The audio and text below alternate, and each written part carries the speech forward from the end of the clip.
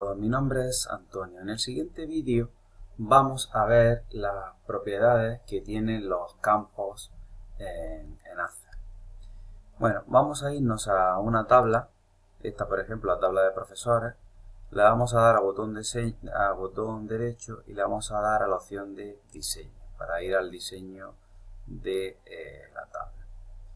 Bueno, cuando pinchamos en un campo, como podéis ver, en la parte de abajo nos salen dos pestañas, que es la opción general o la pestaña general y la opción de búsqueda. Estas van a ser las propiedades de los campos.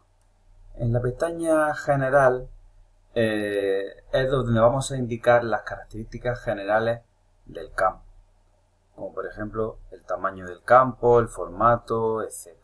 Y en la pestaña búsqueda es el donde vamos a definir la lista de valores válidos para ese campo.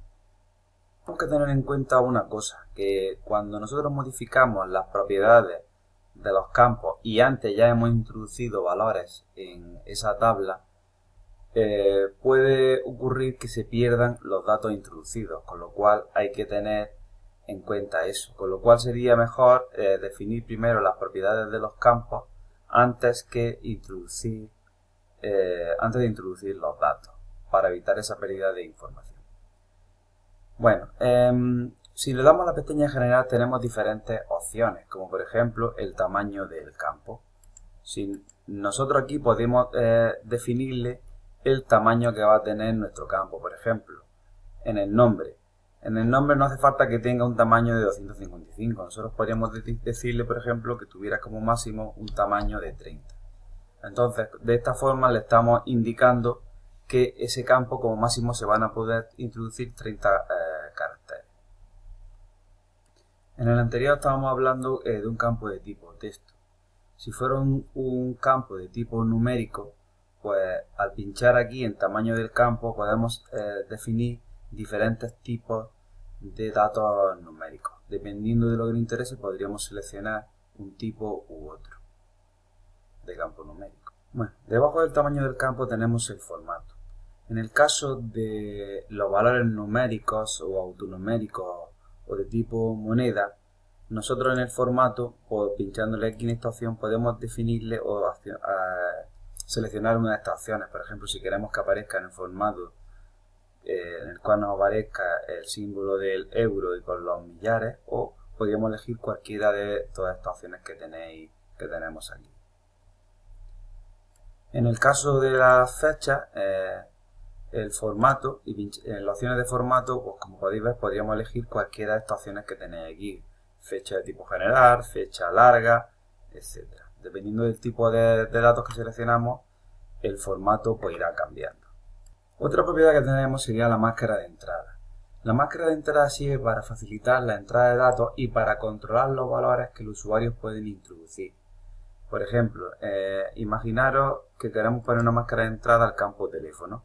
Pues le pinchamos aquí, le damos a este botoncito y, por ejemplo, podríamos seleccionar esta máscara. ¿Vale? Entonces, aquí nos da la opción de probarlo, ¿no? Nosotros podemos meter el número 950, podemos meter 3 dígitos o meter 2 dígitos dándole primero al espacio y luego poniendo 2 dígitos, otros 2 y otros 2. ¿Vale? De esta forma podemos probar los datos. Si, por ejemplo, intentamos meter letras, pues no nos deja. Solo nos va a dejar meter números. Letras no nos deja. Bueno, entonces lo único que tendríamos que hacer, por tanto, sería seleccionar una máscara de entrada, una de las que aquí os aparecen, o podríamos definir nosotros también la máscara. Le damos aquí a finalizar y ya estaría aquí nuestra máscara insertada. Otra característica que tenemos sería el valor predeterminado. Esta opción que nos permite, pues nos permite almacenar automáticamente en el campo un valor que la mayoría de las veces va a ser el que se va a elegir. Es decir, por ejemplo, imaginemos que la mayoría de los profesores van a ser de la provincia de Almería. Pues nosotros podríamos poner ese valor como predeterminado. De tal forma que cuando nosotros ejecutemos nuestra tabla, bueno, aquí nos dice que guardemos, ¿vale? ¿Veis? Por defecto nos va a aparecer Almería. Y entonces no tendríamos que introducir Almería, porque normalmente como la mayoría de los profesores serían de Almería, pues no haría falta volver a introducirlo.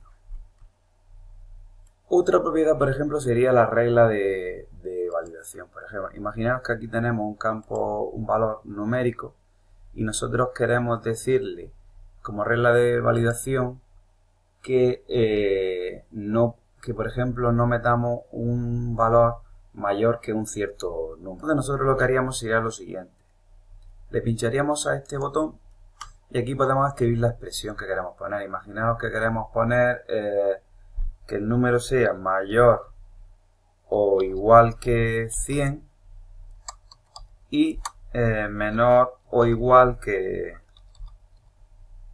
1000. ¿Vale? Le damos aquí a aceptar. Bueno, aquí tendríamos, podríamos buscar operadores, ¿veis? Operadores matemáticos, menor, igual, aunque yo ya lo he introducido directamente. ¿Vale? Operadores de comparación, operadores lógicos, en fin.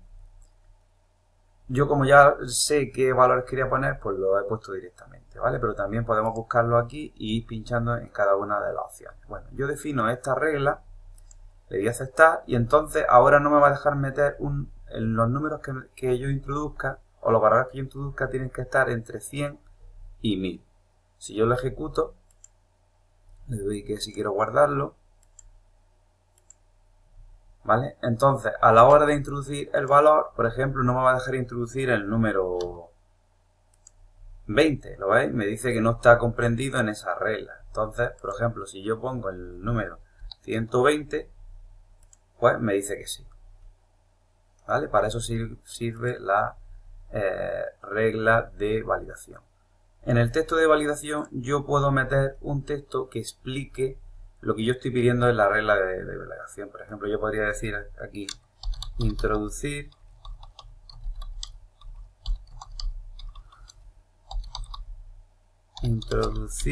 un valor entre 100 y 1000. ¿Vale? Cuando yo lo ejecutara, si yo escribo, por ejemplo, aquí 2, veis, en vez de salirme el error anterior, la ventana anterior con el error, pues me sale el mensaje que yo le he puesto. Y hasta que yo no introduzca el número de forma correcta, pues me saldría ese mensaje.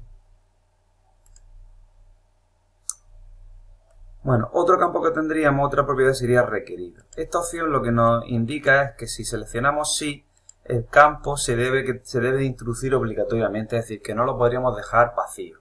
Si le decimos que no, pues el campo lo podemos dejar vacío, es decir, sin ningún valor.